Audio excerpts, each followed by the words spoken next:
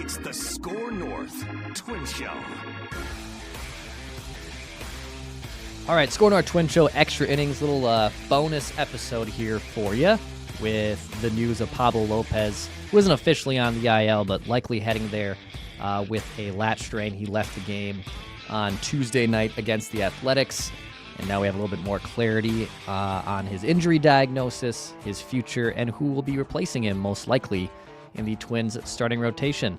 SKOR North Twins Show. My name's Declan Goff. If you haven't already, hit the like button, subscribe button. We've had a surplus of subscribers in the last 48 hours. Appreciate that. We've launched a new YouTube channel with Flagrant Howls too, plus our additional ones with Purple Daily and SKOR North. So if you haven't already, if you like Twins news, if you like updates from the clubhouse, recaps from games, prospect news, this is a place for you. The SKOR North Twins Show. So appreciate that like and the subscribe button. It goes a very long way. So Twins lose Pablo Lopez. He threw 5 complete innings yesterday against the Athletics. Then he's warming up to begin the 6th inning and throws a few pitches. Something doesn't feel right. Calls out head trainer Nick Paparesta. Pablo ends up leaving the game. When you look at some of his velocity and his spin rate, like nothing that jumped out. There wasn't a dip in velocity. There wasn't a dip in spin rate. In fact, his spin rate on his pitches was actually up across the board. So, all right, that's good.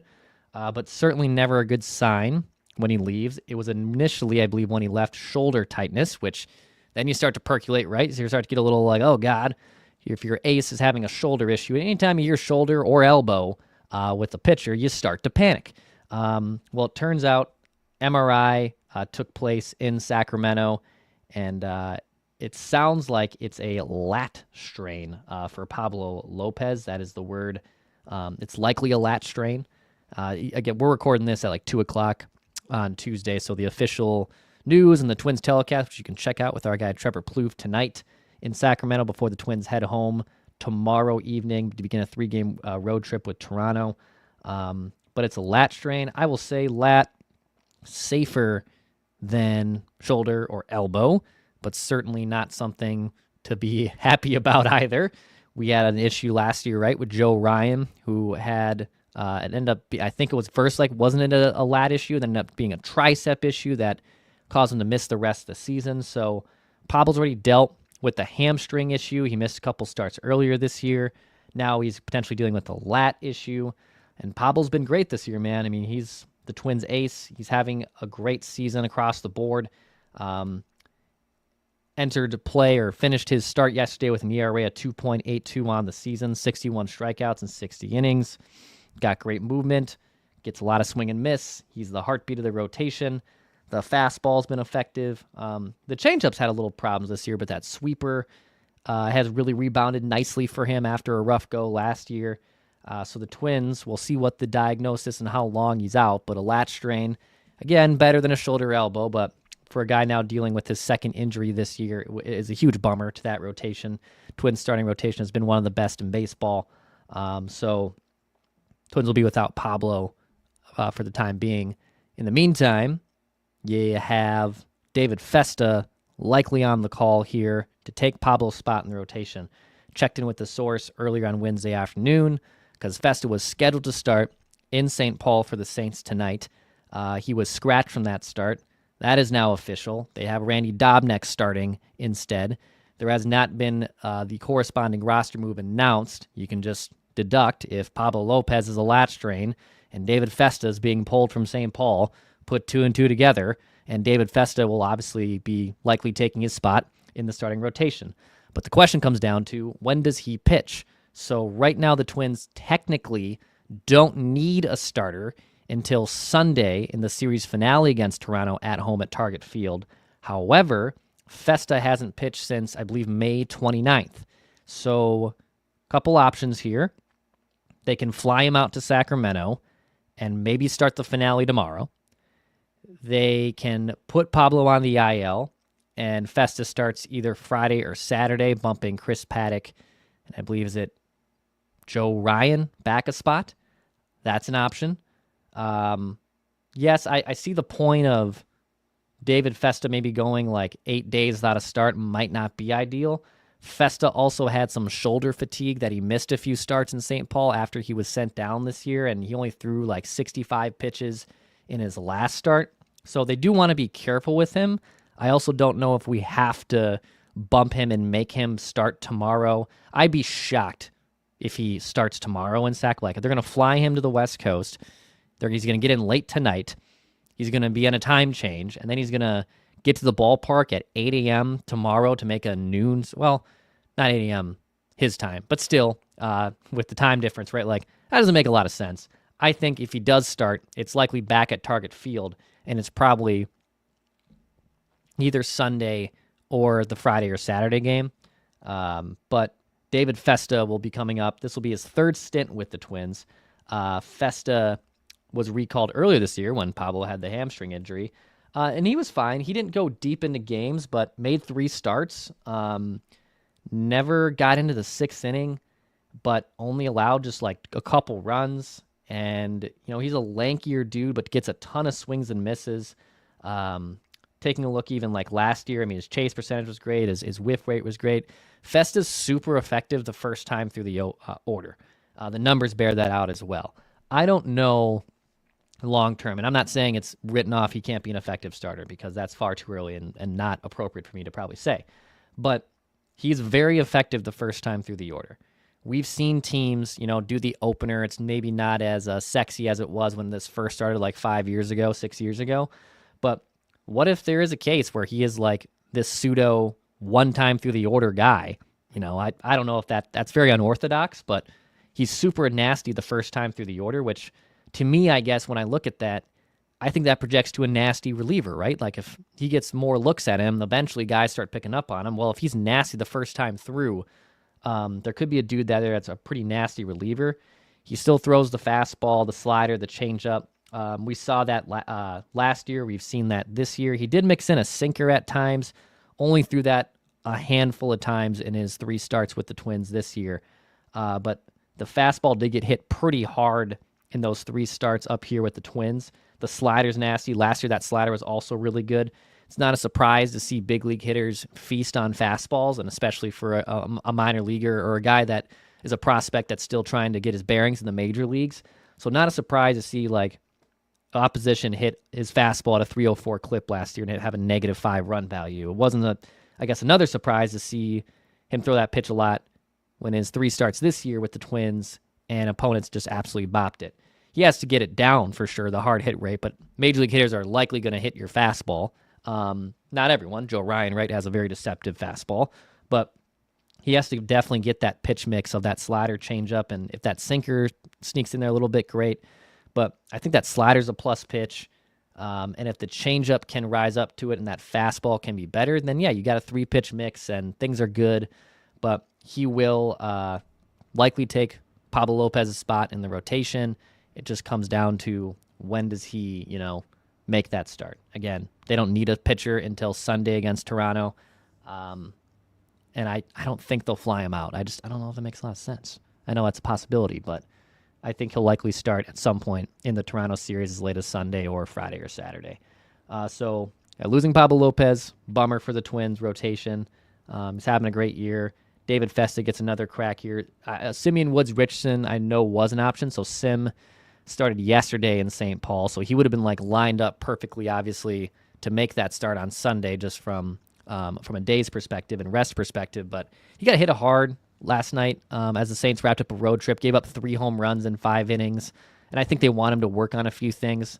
Now, Festa, who, missed some time with some arm fatigue earlier this year, they're cautious, but clearly Festa and Simeon were the 2 guys they wanted up here.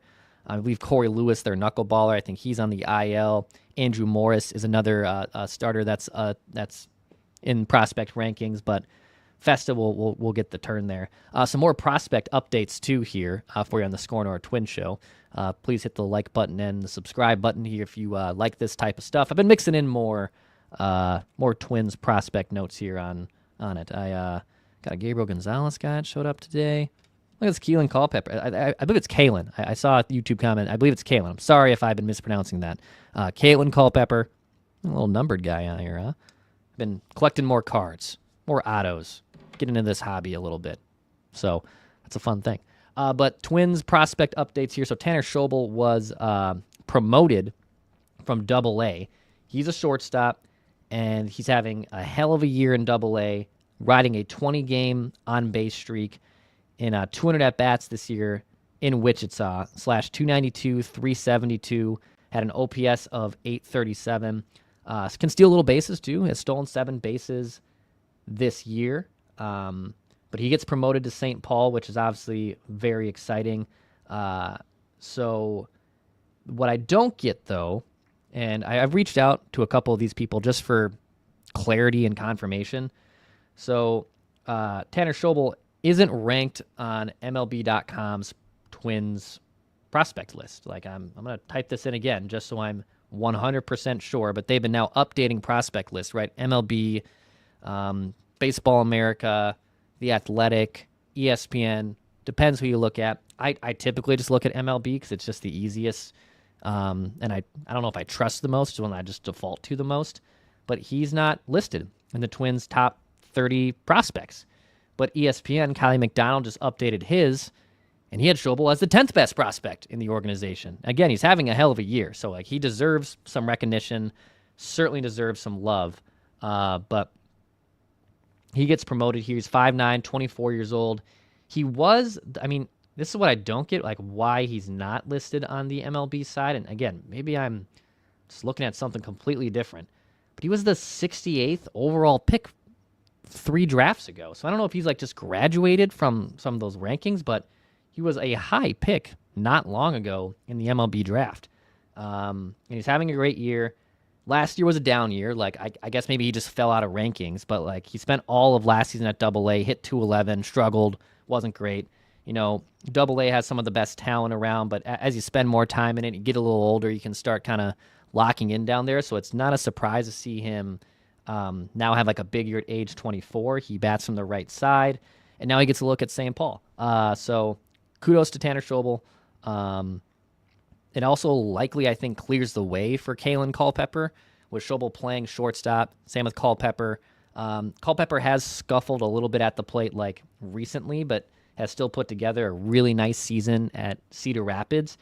He hasn't been officially promoted quite yet, but that's a guy that I would assume if the other shortstop, right, gets promoted, that you would think that Culpepper, who according to MLB rankings is 4th on their organizational list, would get a crack at Double A. This is where I don't, I just want clarity. I don't fault who makes these lists and who makes these rankings, but Culpepper is the 4th best prospect in the Twin system according to MLB.com, and he's the 7th best in ESPN's, and guys like Tanner Schobel are just a few spots behind him. I don't know. I don't know how the sausage is made. I'm just trying to relay some information to you guys here. I know prospect rankings and prospect talk was something you wanted on the Twin Show last year, so trying to ingrain myself into some of this stuff, but I would assume that does clear the way for it.